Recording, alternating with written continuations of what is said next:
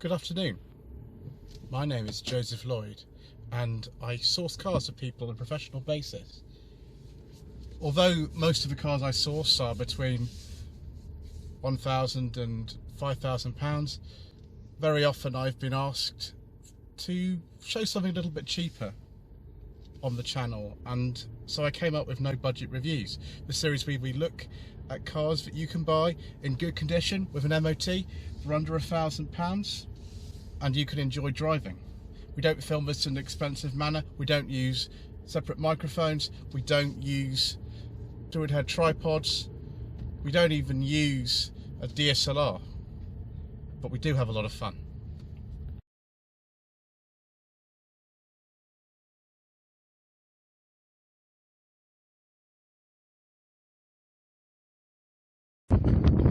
So here we are, viewers, by the Marine Lake in West Kirby to film this incredibly glamorous car, possibly the most glamorous I've had on the channel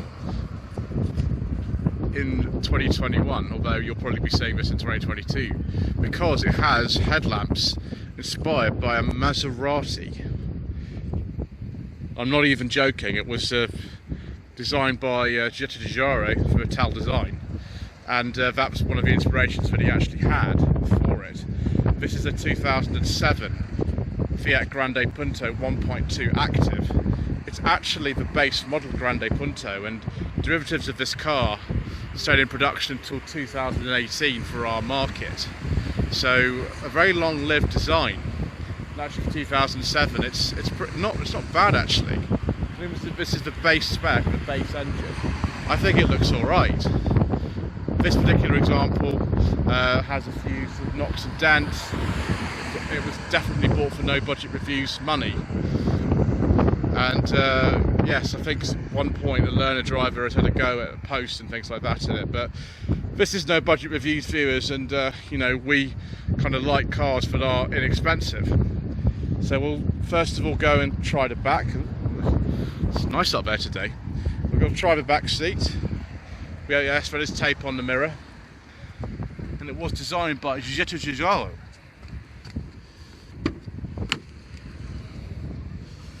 Now Carl, who owns this car, has had a car on the channel before, which is a Mark 1 Ford Focus. He has since changed it for this. It's great for me because I get to film lots more cars for No Budget Reviews. It's quite a spacious car in here for the size. I mean, the car is actually based on the Vauxhall Corsa D. They are very, very similar underneath, because at that time Fiat and General Motors had a sort of partnership. Plastics in here, they feel okay actually. I was expecting them to feel a lot worse. Obviously, wind-up windows because this is a base model. Seat fabric's not that bad actually. It does actually even have some of it on the door. You can see this contrast here. No centre armrest, and actually the seats don't split at the back when you fold them. It's a fixed piece bench. Headroom though is ridiculous. It's absolutely ridiculous, and far better than I think virtually anything in this class. Possibly the exception to that is sort of like an MG3, but also has ridiculous headroom. Carl is reasonably tall, probably a little bit taller than me, so he's probably 6 foot. And so I've got plenty of room in here. This is absolutely fine for me to travel in for quite reasonable distance if I just spray the legs like that. 3 in the back wouldn't be so good, but we do have a third rear seat belt, little cup holder here, and this weird sort of gear lever, which I always find strange in those Fiats of that time. Let's take a look in the front. Just to pause the video because the less wind noise we can have, the better, really. For one of these, considering the age of the car, the mileage is quite low. It's only done about 74,000 miles. Very, very simple gauges. Even with the base, get a rev counter, unlike the Panda of this era. So you're going to read about the gear lever. Very strange where reverse is sort of over there. I think that's some kind of USB charger thing. Normal handbrake, 2 cup holders just there, an inverter volt socket, Some of these cars had the Microsoft Blue and Me co-development system in them, but this one doesn't have that.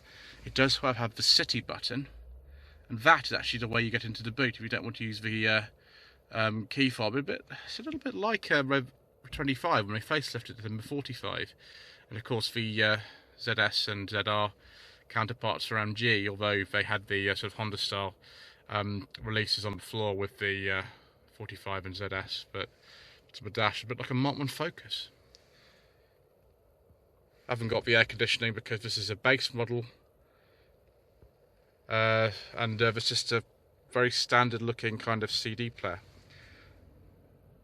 Let's see if we can get my secret mission documents in here.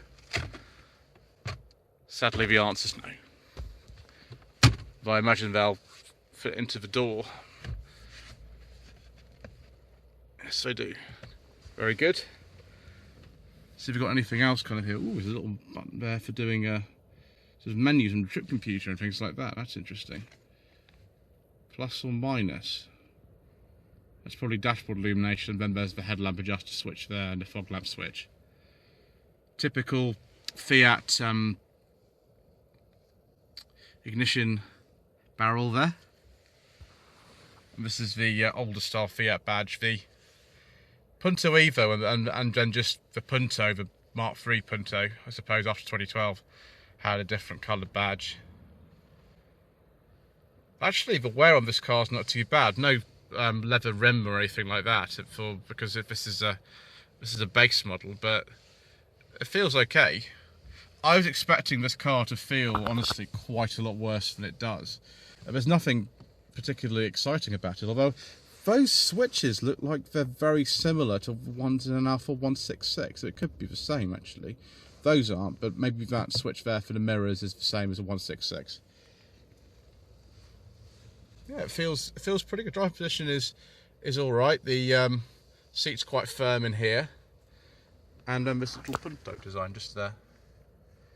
The reason they called it the Grande Punto was actually because, apart from being, you know, larger than the Mark II Punto, the Mark II Punto was actually kept on sale in many countries, including Italy, I believe, and Serbia, where they were ultimately made, as the Zastava 10, and then later on that as the Punto Classic.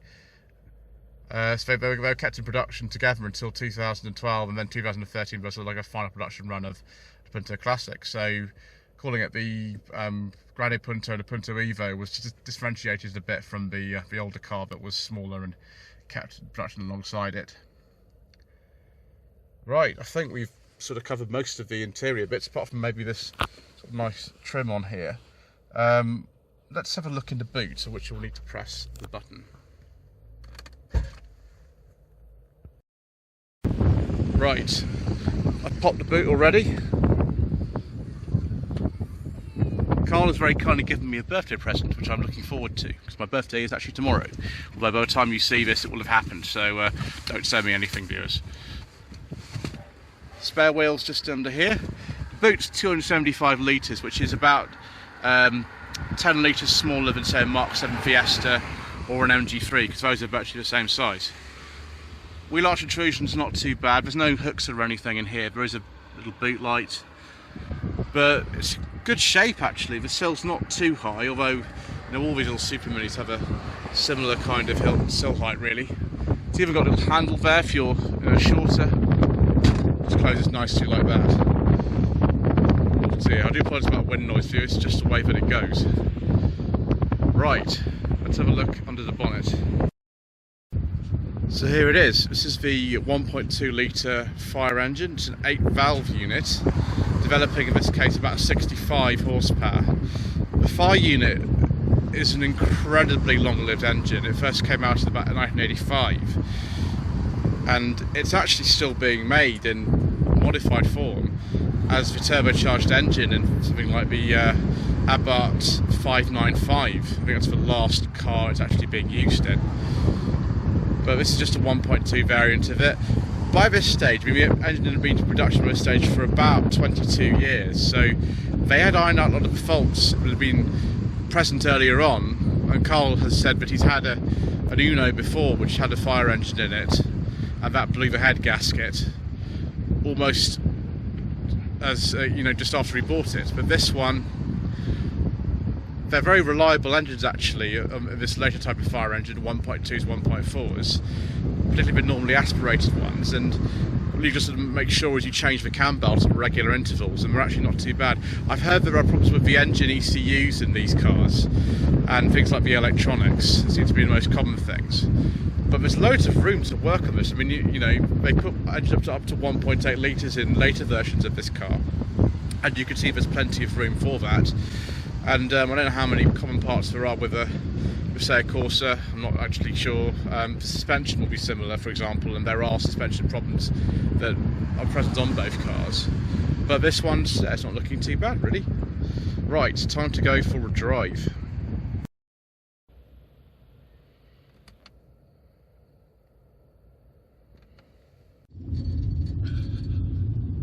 So here we are driving along the promenade in West Kirby.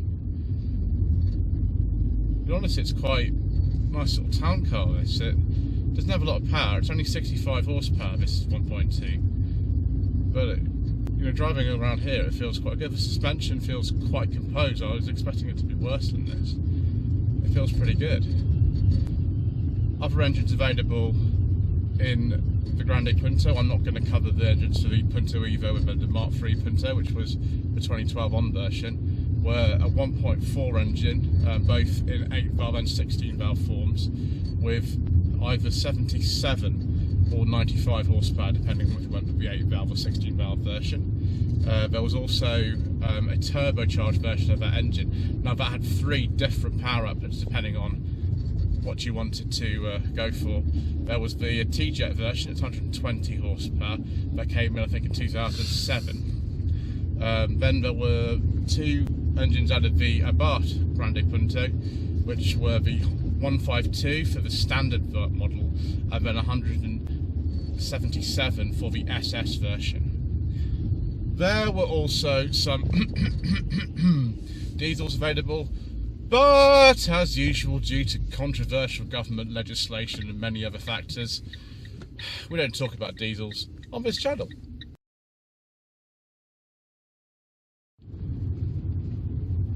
Just sort of driving around these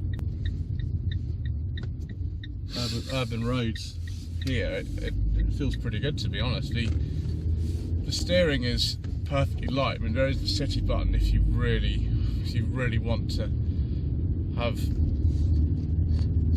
a little bit of help with your parking, but I mean, someone like me, I wouldn't want to use that personally. It just would remove all the feel from the steering. Not that there is too much with an electric system anyway. It feels a lot bigger than actually you might expect from a car like this. I don't know why it feels so big. Maybe the sort of Grande really is, meaning it's very big. Trim levels available were this Active, which is the base model, and then there was the Dynamic and the Eleganza. That was sort of like a luxury oriented trim level. There was also a Dynamic Sport, and then the Sporting, which actually had different suspension.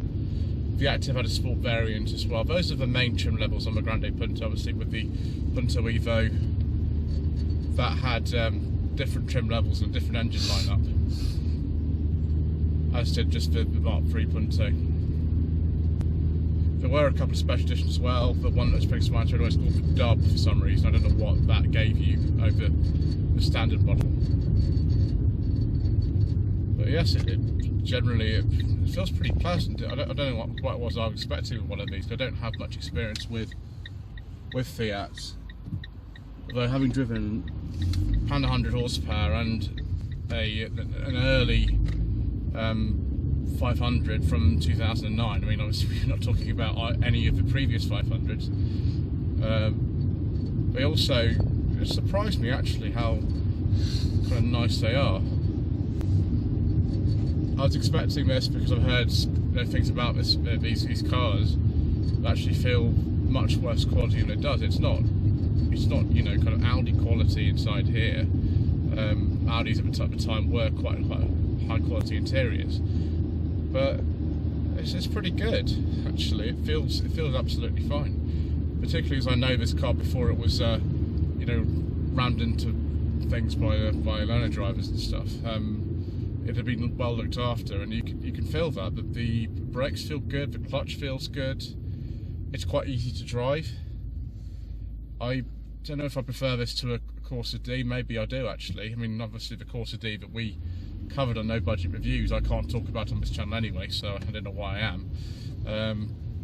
Maybe I should try a Corsa E and see if that feels the same, because actually the Corsa D/E, which was just a sort of slightly rebodied version of the D, and this had a very similar production run, both until sort of 2018, 2019. So obviously this design had something to it.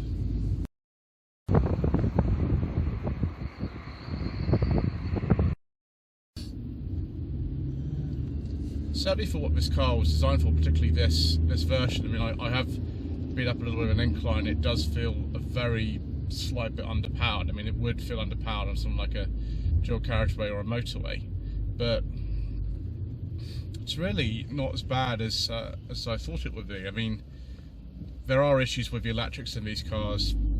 You do have to get one with a decent service history. I mean, there are lots of these around, and unfortunately lots of these being scrapped, so you know, they are quite common at the moment, but the numbers will start to decline, I think. And I've heard some problems with this, something like the door and boot seals. This car does have I think a little bit of a leak with the boot.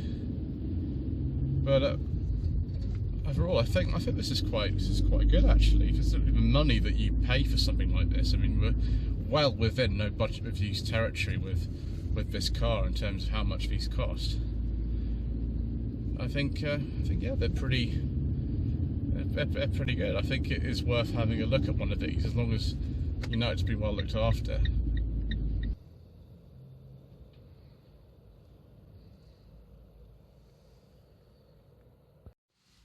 So the Fiat Grande Punto, which was the version of this design made up till about 2010, is this something worthy of consideration for your hard-earned budget up to £1,000? Well, I think so. I mean, it does depend on the condition of these, and there are some quite rough ones around that don't have the level of history this does. I mean, you've seen the exterior of this car, and you've seen the fact that you know, there's one or two sort of knocks on it. But if you just want something that's a runaround and you're not too concerned about the external appearance of it, then you can get these for, you know, well under £1,000 in reasonable condition with good history. Do I like the city button? Not really. I tried it in a 500 and you know, don't need it really. Some people really do like having light and steering. My lady wife's someone who does, but you know, most of you on this channel I think are probably enthusiastic drivers, and so you probably will never touch a city button in your life.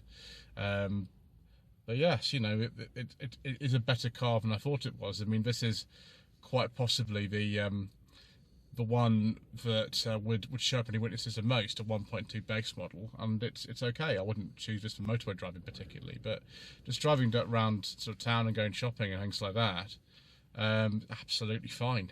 You can, I think, also get an automatic gearbox in these cars, but if it's the same one as in the 500 with dual logic, I would not touch it. Just stick to the standard 5-speed and 6-speed manuals and you will be fine. Anyway, thank you ever so much indeed for watching this episode of No Budget Reviews. Thank you again to Carl for supplying his second car this year for the channel.